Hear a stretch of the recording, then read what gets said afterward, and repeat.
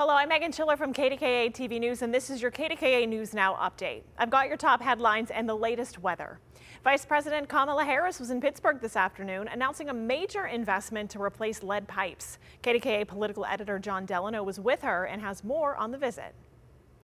With an election upcoming later this year and Pennsylvania a must-win state for both the Democrats and Republicans, expect a lot of visits. On Tuesday, Vice President Harris made her first visit of the year to Pittsburgh. Good afternoon, Pittsburgh. It's so good to be back with you. Please have a seat. At the Kingsley Association Community Center in Larimore, Harris announced a national $5.8 billion investment to replace lead pipes in our drinking water lines, including $200 million for Pennsylvania. Highlighted when the vice president stopped by a neighborhood water project in Elliott to see that replacement in action. I think we all believe that every person in America has a right to clean water. And yet today, across our nation, for far too many Americans, that right is under threat. The money to replace lead water lines and 100-year-old water mains comes from President Biden's infrastructure bill that no local Republican congressman supported, something local Democrats like Congressman Chris DeLuzio are quick to note. 90% of the House Republicans voted against the infrastructure law. Donald Trump had full control of both houses of Congress and never did a thing about infrastructure. The politics of these visits is also reflected by the crowd in attendance. This one was largely African American, a key constituency for Democrats, with Congresswoman Summer Lee focused on environmental racism and environmental justice. We know that if you're black or you're brown or you're poor in this country, it's still a sad reality that you're more likely to grow up in an environmental justice community just like mine. Without the same direct reference, the vice president acknowledged that while wealthier communities had resources to replace old lead pipes, many others did not. People in low-income communities or people who rent often cannot. And the president and I understand that this is, yes, it is an infrastructure matter, but it is also a public health matter. A matter, she says, that requires millions of dollars to fix. Of course, it is a political year, so no surprise politicians are coming to Pittsburgh with promises of money. Will they deliver? That's up to you to decide. In Larimore, I'm John Delano, KDKA-TV News. Charges against a local couple accused of locking their 6-year-old child in a cage and starving her have been held over for trial. Jacob Waite and Mimi Frost of Fayette County appeared before a judge this afternoon, and Shelley Bortz is in Uniontown with the story. The district attorney made a very powerful statement during the hearing today that was backed by the evidence presented. He said this was a heartbeat away from a homicide and called it a miracle the little girl survived. I think it went extremely well today. All charges will be held over for trial. Those words brought Fayette County District Attorney Michael Abel one step closer to getting justice for a little girl who allegedly endured unimaginable abuse at the hands of her own parents. We had a lot of great witnesses come up and tell us, everything from the arrival to the scene to the horrors that were experienced in that house over, the last several months.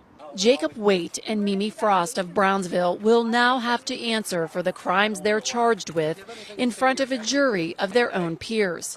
Both are accused of starving their 6-year-old daughter for days on end while keeping her locked in a dog cage, zip-tied and naked in their Sheridan Avenue home. She very easily could have died and almost died as a result of the abuse that she endured. The victim did not take the stand today, but the couple's nephew, who also lived in the home, did. He testified the little girl was locked in the cage every night and was forced to eat dog food. He added the other 4 children weren't. He admitted to taking part in the torture out of fear of his uncle. I went to the next door neighbor and told the neighbor about what was going on, and he went back and told my uncle, and my uncle told me if I tell again, I'm getting punched in the mouth.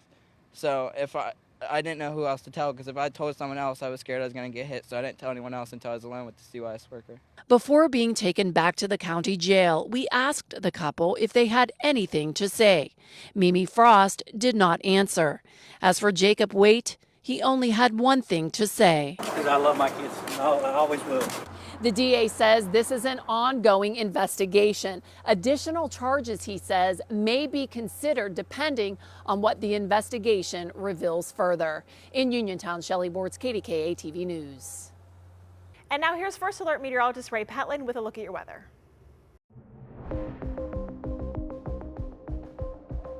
50 degrees in Pittsburgh right now, 43 Zelienople, Irwin 48, 49 Waynesburg, 52 in Morgantown. You get those lower 40s up to the north. Beautiful day. The sunset was spectacular, but now the sun has set and temperatures are on their way down. We're going to dip into the 20s again. This morning it was 21. Tomorrow's going to be just a little bit warmer, 28 to kick off the day, which is mild for this time of year. And our high temperatures are going to be downright warm as we look for many spots from Pittsburgh and Washington, Connellsville north in the low to mid 50s, south of I-70, upper 50s, and some spots might even try to touch 60 degrees before the day is through. So we're going to spend our day warming up.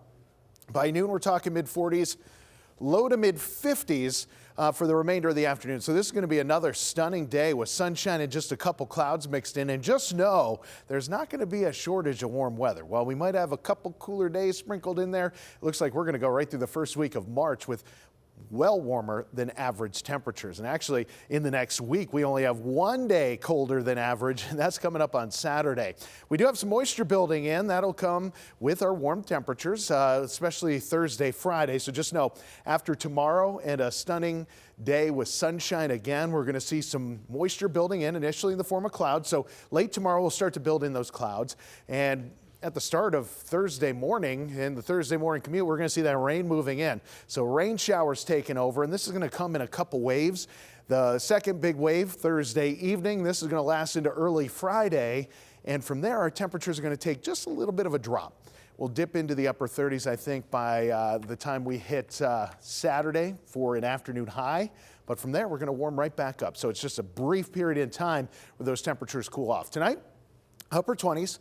Mostly clear skies. Tomorrow's temperatures make it back to the mid 50s. So this is going to be another warm day, mostly sunny skies, a little breeze coming from the south, but overall a gorgeous and warm day. Enjoy it. Again, from start to finish, we're going to have plenty of sunshine around. Temperatures do make it into the mid 50s for the afternoon with a couple clouds starting to mix in later in the day out ahead of moisture. That's going to bring us mostly cloudy skies and start to turn on the rain for Thursday and Friday. By the time we're getting into the weekend, we're going to see the sunshine starting to return. Temperatures, as I mentioned, on Saturday, the coldest of the whole bunch. But right from there, we see our temps take off again. Sunday, 53, upper 50s Monday with partly cloudy skies, and then another chance for rain Tuesday of next week. But temperatures still hanging out in the mid 50s.